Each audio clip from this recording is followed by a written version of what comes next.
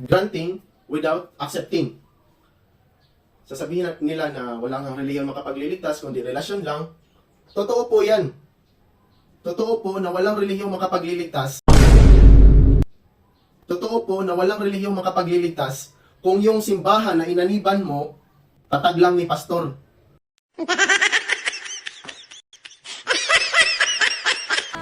By the way, please subscribe to my YouTube channel at Facebook page, ang The Powerful Christian.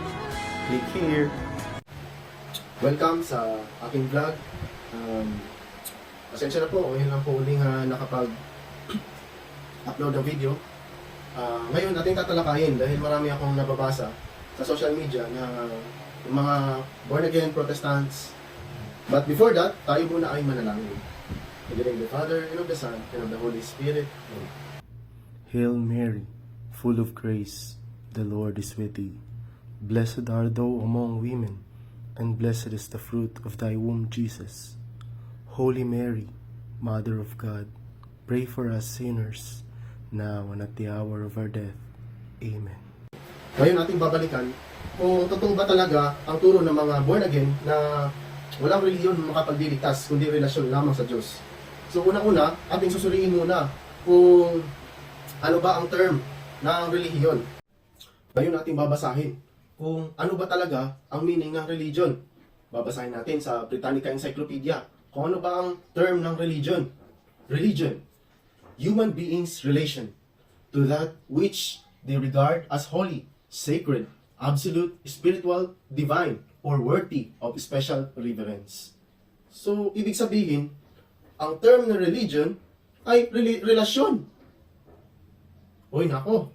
So, ibig sabihin ng aral ng mga protestante at mga born again na walang relihiyon na makapagliligtas, kundi relasyon lang, ibig sabihin doon pa lang nagkakabanggaan na ang aral nila.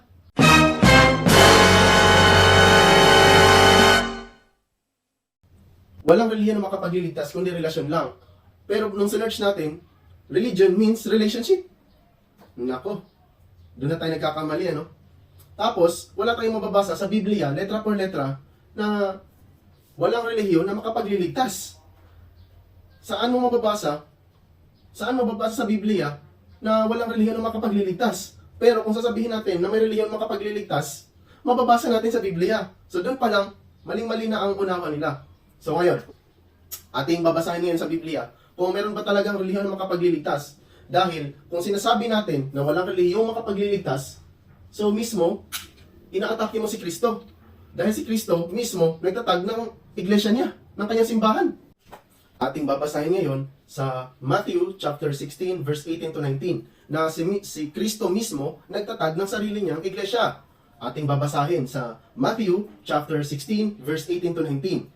And I tell you that you are Peter, and on this rock I will build my church, and the gates, and even the gates of hell will not overcome.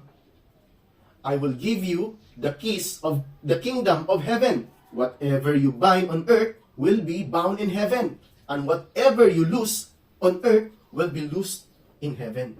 Ibig sabihin, may tinatag si Kristo na isang iglesia, na isang simbahan.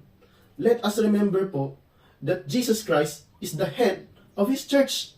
At hindi pwedeng magkahiwalay ang ulo sa katawan. Dahil sasabihin ng mga protestante na walang relihiyong makapagliligtas. Relasyon lang. Ibig sabihin, hiniwalay mo ang ulo ni Kristo sa kanyang katawan. Tayo ang katawan ni Kristo, simbahan.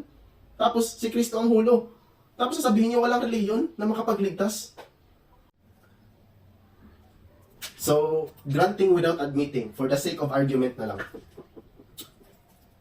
Sinasabi nila na walang relihiyon makapagliligtas, kundi relasyon lang. Pero si Kristo, nagtatag ng kanyang iglesia, at hindi niya ito pinangalanan. At sinabi niya, I will build my church. Isa lang na simbahan. Hindi churches, hindi maraming simbahan. Isa lang. At si Pedro mismo, ang kanyang binigyan ng authority. And I will give you the key in heaven. Sino ba si San Pedro? Si San Pedro lang naman po ang ating kauna-unahang papa sa Iglesia Katolika.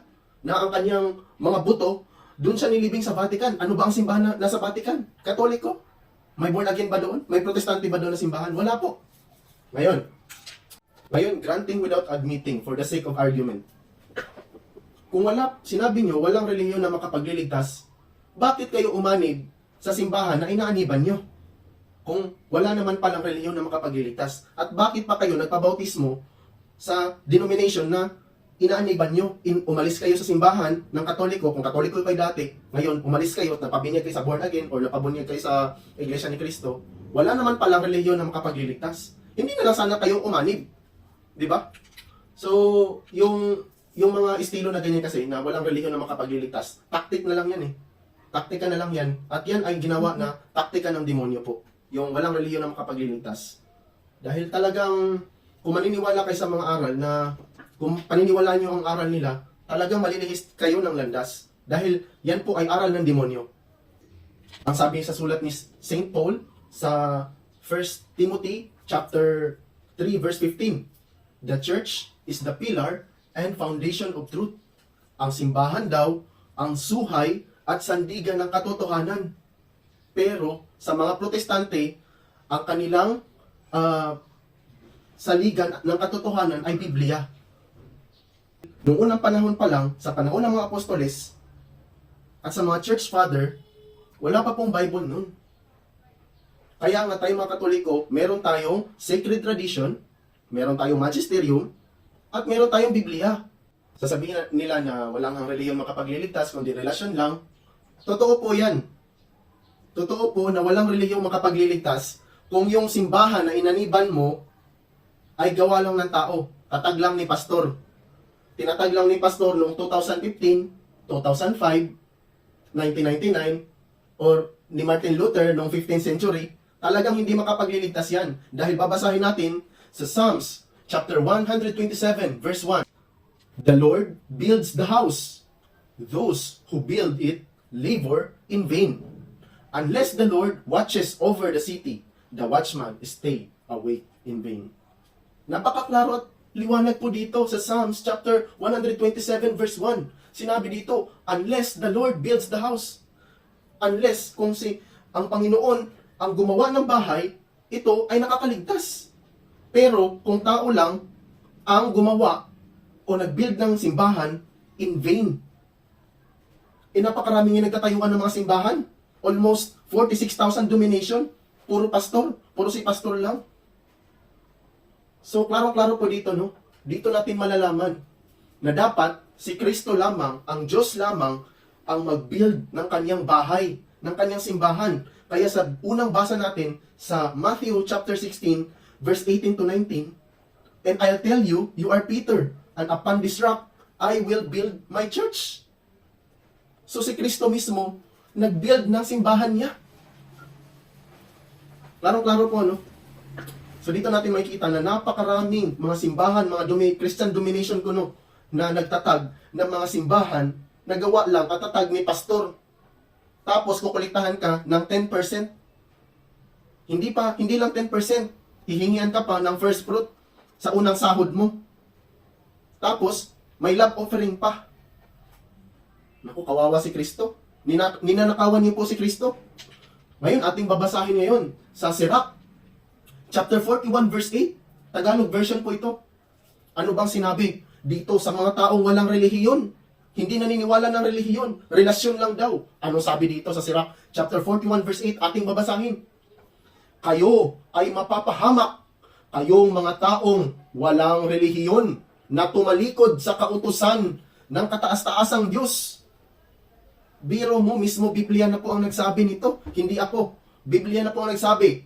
Kayong mga taong walang relihiyon ay mapapahamak. Letra por letra po. Word for word, mababasa natin. Ang taong walang relihiyon, mapapahamak. Dahil tumalikod sila sa kautusan ng Diyos. Naku po, delikado po talaga kung papasok kayo sa mga simbahan na nagsasabing walang relihiyong makapagliligtas, kundi relationship lang. Delikado po talaga yan. Ngayon po, ating babasahin ngayon.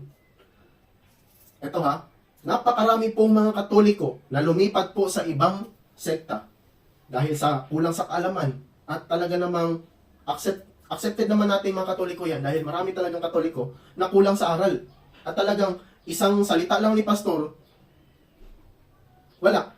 talagang bibitaw siya sa pagiging Katoliko. At ano ba ang sinabi dito ni San Juan? Sa 1 John chapter 2 verse 18 to 20 sa Magandang Balita Biblia, ang mga kaaway ni Kristo. Dahil sinabi dito na ang umalis sa simbahang tatag ni Kristo ay mga anti-Kristo. So sino ba yung mga taong nag-alisan sa simbahan ng Katoliko? Ito ating babasahin po. Mga anak, ito na ang huling panahon. Tulad ng inyong narinig, darating ang kaaway ni Kristo. Ngayon nga'y marami nang lumilitaw na mga kaaway ni Kristo. Kaya't alam nating malapit na ang wakas. Kahit na sila'y mga dati nating kasamahan, ang mga taong iyon ay hindi natin tunay na kasama. Sapagkat kung sila'y tunay natin, nanatili sana sila kasama natin. Ngunit umalis sila upang maging maliwanag na silang lahat ay hindi tunay na kasama natin. Si San Juan na po ang nagsabi nun na umalis sila upang maging maliwanag na sila ay hindi tunay na kasama natin. So ikaw, na dating Katoliko, umalis ka sa pagiging Katoliko, ibig sabihin, iniwanan mo ang simbahan ni Kristo. At ikaw mismo ang natamaan sa sulat ni San Juan. Kaya hanggang dito lang po. Sana po'y marami po kayo natututunan. God bless. Salamat. Sisilipin nyo! Mag-connect sila sa Mateo 16:18. Ikaw